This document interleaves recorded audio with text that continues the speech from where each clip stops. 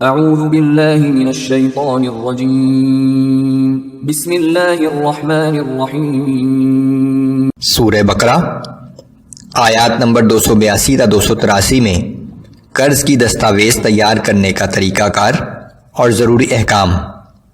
آیات نمبر 282 قرآن کی سب سے طویل آیت بھی ہے۔ اے ایمان والو، جب تم ایک مقررہ مدت تک کے لیے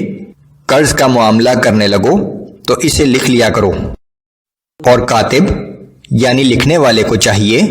کہ تمہارے مابین انصاف کے ساتھ لکھ دے، اور کاتب لکھنے سے انکار نہ کرے بلکہ جیسا کچھ اللہ نے اسے لکھنا سکھایا ہے اس کے مطابق لکھ دیا کرے، اور دستاویز کا مضمون وہ شخص لکھوائے جس کے ذمہ حق ہے یعنی قرض لینے والا، اور اسے چاہیے کہ اللہ سے ڈرے جو اس کا رب ہے، اور لکھواتے وقت قرض کی رقم پوری لکھوائے، کچھ بھی کمی نہ کرے۔ پھر اگر قرض دار یعنی وہ شخص جس کے ذمہ حق واجب ہو رہا ہے کم عقل یا کمزور ہو یا خود دستاویز کا مضمون لکھوانے کی صلاحیت نہ رکھتا ہو تو اس کا مختار کار انصاف کے ساتھ لکھوا دے، اور اپنے لوگوں میں سے 2 مردوں کو گواہ بنا لیا کرو۔ پھر اگر 2 مرد میسر نہ ہوں تو جن گواہوں کو تم قابل اطمینان سمجھ کر پسند کرو ان میں سے 1 مرد اور 2 عورتیں گواہ ہو جائیں، تاکہ ان 2 عورتوں میں سے اگر ایک عورت بھول جائے تو دوسری اسے یاد کرا دے، اور گواہوں کو جب بھی بلایا جائے وہ انکار نہ کریں، اور جس قرض کی مدت مقرر ہے خواہ چھوٹا ہو یا بڑا اس کی دستاویز لکھنے میں تساہل نہ کرو۔ یہ میعادی دستاویز تیار کر لینا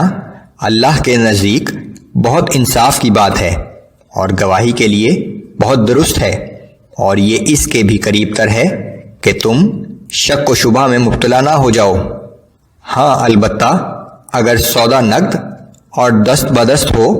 جس طرح کا لین دین تم آپس میں کرتے رہتے ہو، تو اس معاملے کے تحریر نہ کرنے پر تم پر کوئی گناہ نہیں، اور اس قسم کی خرید و فروخت کے وقت بھی احتیاطاً گواہ بنا لیا کرو، اور نہ تو لکھنے والے کو نقصان پہنچایا جائے اور نہ گواہ کو، اور اگر تم نے ایسا کیا تو یہ تمہارے لیے گناہ کی بات ہوگی،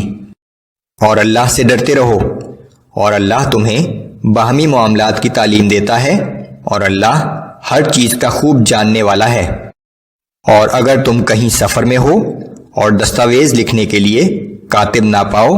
تو کوئی چیز قبضہ میں لے کر رہن رکھ لیا کرو۔ پھر اگر تم میں سے کسی ایک کو دوسرے پر اعتبار ہو تو جس شخص پر اعتبار کیا گیا ہے یعنی قرض دار کو چاہیے کہ اعتبار کرنے والے کا پورا حق ادا کرے، اور اس اللہ سے ڈرتا رہے جو اس کا رب ہے، یعنی اعتبار کی صورت میں رہن ضروری نہیں ہے۔ اور تم گواہی کو چھپایا نہ کرو، اور جو شخص گواہی چھپائے گا تو یقیناً اس کا قلب مجرم ہوگا، اور جو کچھ تم کرتے ہو اللہ اس سب سے واقف ہے۔